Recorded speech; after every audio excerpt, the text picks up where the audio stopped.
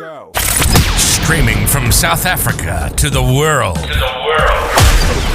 This is the Stonks Go Moon podcast. What just happened? We break it down so you don't have to. Welcome everyone to the Stonks Go Moon podcast. My guest today, founder of the NHP Talent Group and host of the Pozcast, Adam Posner. Adam, welcome to the pod. Rocco, thank you so much for having me, and thank you for the clarification on the name, because it's Posner, it's Pozcast. It gets people a lot confused. There's podcasting, so I appreciate it. And I'm thrilled to connect with everyone down in South Africa. Pleasure. Dude, you are the right man to talk about the trenches and what's going on in employment in America, because, I mean, you are a recruiter and one of the best recruiters on LinkedIn, might I add. The great resignation has turned into the great upgrade. What the hell is that all about? I love it. I heard this term the other day and I was like, okay, now we're getting a little bit more accurate, because I didn't like the term the great resignation. I actually called it the great migration, and I coined the great migration because people were moving. They were resigning, and technically that is the action you're taking to get to the next step. You have to resign. Yes. To migrate, right? But what I was seeing was the buzzwords, a lot of people were just quitting and giving up. And at first I really didn't believe it. And then I saw the numbers come out the other day in the US here about the total unemployment. And the numbers are a little bit skewed, obviously, anytime you look at statistics there. But it was showing that a lot of people, because it's something like 4%, it's trickling up a bit. It is trickling up a bit, but it's kind of hard to tell, because when someone resigns, someone goes on unemployment, or someone is out of work, it's not easy to tell always if they're fired, let go, or quit. There's some self-selects in there without getting into detail there, but let's talk about the great upgrade. Let's talk about the great upgrade. And I like the name of this for a couple of reasons. First and foremost, let's take it up 30,000 foot views. I never talk about this, so it's actually really interesting. I'm a big believer, and this is kind of one of my quotes, is life is all about upgrading, right? You upgrade your life, you upgrade your relationships, you upgrade, and you know what? Sometimes you upgrade your house, your car, things that you have. It's okay. And that's what we do. We upgrade things within our means. That's what we do. We're upgrading the quality of our life, upgrading the things that we do, the experiences that we have. So we talk about the great upgrade. People are upgrading their professions to closer align with their passions. And I think that's kind of the big headline here.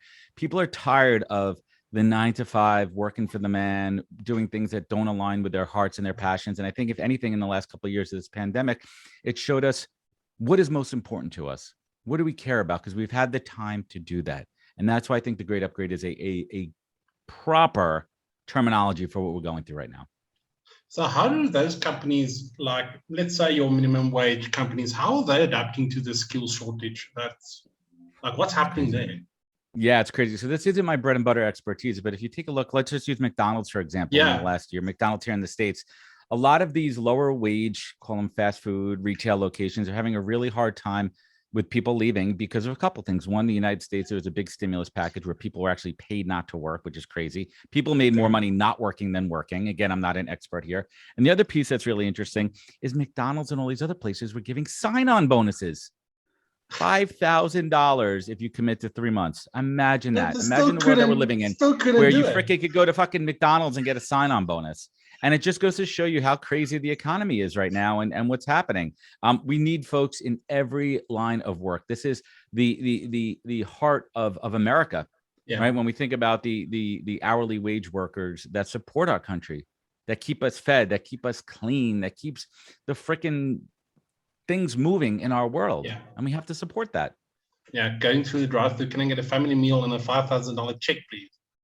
Yeah, exactly. Right. I go through the drive-thru, and in my Happy Meal, there's a big wad of cash in there too to come work there, right? Listen, my kid opened up his Happy Meal, and there's a freaking Bitcoin sitting in there, right? He's like, "What's this?" I'm like, "No, give that to Daddy. Hand over the Bitcoin to Daddy. Let me give me the coin. I got it." That Daddy put it into Bitcoin. Listen, don't eat Ollie. Don't eat the Bitcoin. I say to my 3-year-old, I'm like, "Don't eat the Bitcoin." That's my segue. Is a lot of those people are actually going from these large tech companies, like guys going from what's this top YouTube guy now? I forgot his name. It was like in YouTube gaming, going to work at a crypto company. And crypto 5 years ago, 10 years ago was this big, like, what the hell? Now everyone's leaving sort of like It's crazy. Going into that space. Startups are hot. Crypto is hot. Yeah. Why are they leaving to go and join crypto? And what does the recruitment process look like? My favorite headline that I saw, I think it was 2 days ago, that Facebook is having a big problem with engineers leaving and going to these Web3 companies, which is crazy because I do believe as much as shit we talk about Facebook, that they do have a solid plan going into the metaverse. And that's a topic for another conversation. Yes. But what I'm saying is, because I am slowly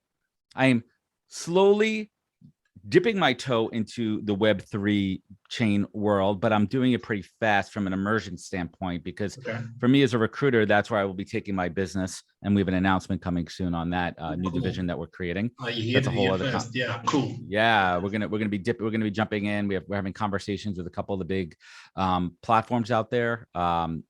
We'll see how that goes. I don't want to curse it, but what we're seeing really is our folks following their passions, and folks that are in the know are following the technology. So it's no surprise, right? Let's hit the rewind button and talk about the pre-Google, early Google, Facebook days. Where are all those engineers coming from? It's just a migration, right? They're following their passion. They're following where they could have a bigger influence. Where could an experienced engineer who might be one of 1,000 at a Mang or a Fang company go to a smaller Web3 company and be a key decision maker and actually make a difference and affect change? So that's really the way you got to think about it. How do these companies work with experience? Because I see these guys on LinkedIn. You've seen them as well.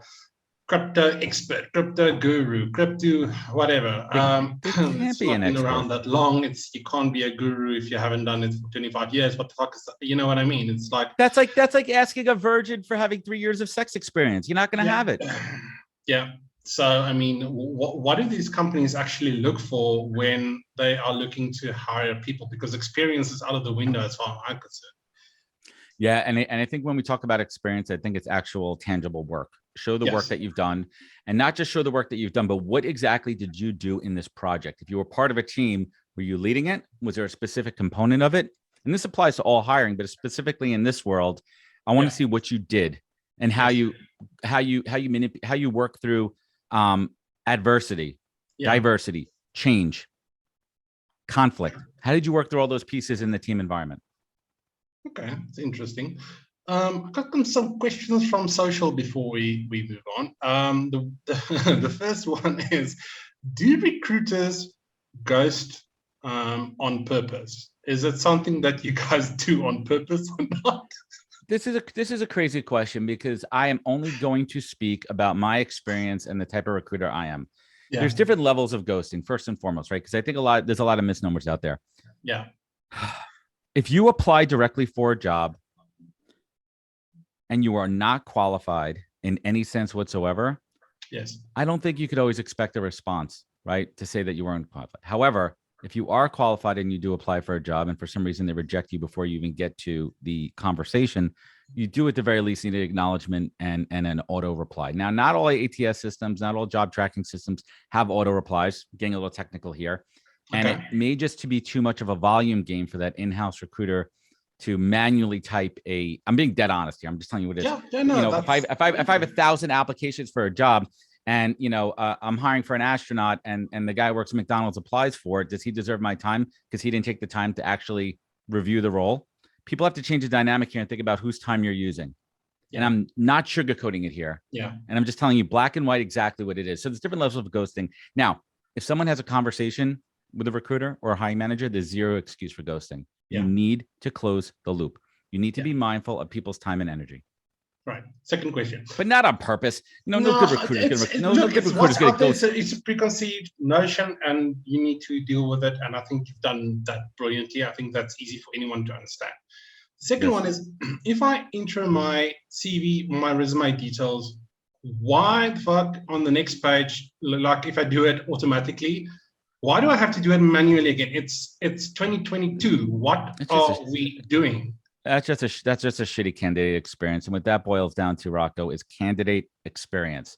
The company needs to be mindful of the candidate experience, both online and when they connect with the recruiters. It has to be the holistic experience. Okay. It is the worst thing ever. Listen, I've been there, man. I've been a job seeker. There's nothing worse. You upload your resume. It's 2022. Why the fuck can't you parse that shit? Exactly. The hashtag parse that shit. Exactly. So stuck with it, right? before I let you leave, you've been hosting the podcast for how long now? Coming upon 3 years, my friend.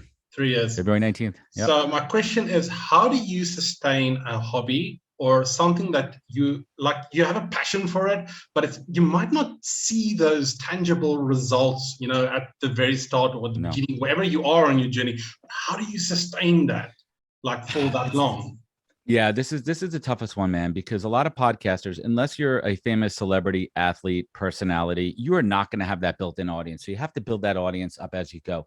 My first couple of shows, 10, 15, 20, 30, it took me until about the mid 50s episodes to push it past 200-300 episodes. And now we're in the thousands, tens of thousands of downloads per episode. And it takes time and patience, and you have to stick with it. You have to understand that podcasting is a long game. Okay. You know how many podcasts are out there, right? You have to break through the noise and you have to stick with it. And for me, you know what? This is my art. This is my passion. And I found it through repetition and not letting my foot off the gas. It's a consistency game. It is a long game, and you have to stick with it. To just persevere, just pitch up every day.